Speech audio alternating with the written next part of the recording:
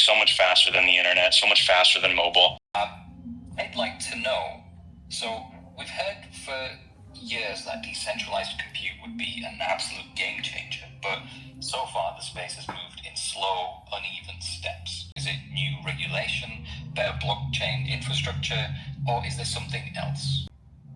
Okay, so I think there's one factor here to consider is there's a really big difference between the theory of decentralization in AI and the practice.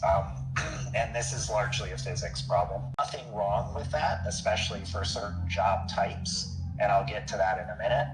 But there was something missing from that equation, which is if I need the physics to work the way they work at hyperscale, which for some use cases is the efficient way to do it, do I have still a decentralized option?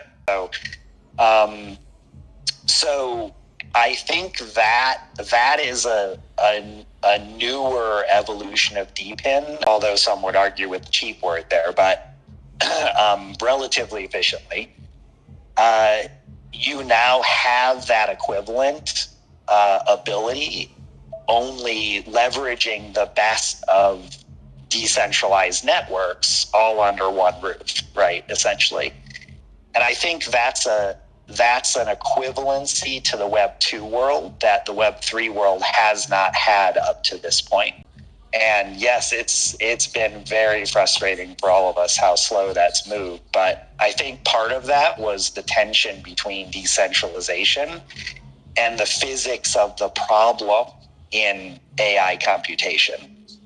So I think we've finally crested that hill and come up on the peak, and I think we're finally ready to make a dent in that. The very things that everyone here is talking about in the panel. All the DePIN, all the decision-making logic, all the routers, all of that stuff is going to be necessary for a new economic unit, literally virtual labor. Instead of it being based on fiat, it can actually be based on an economic unit of labor. And this is the first time I think in history we have that opportunity, and this is what is exciting to me.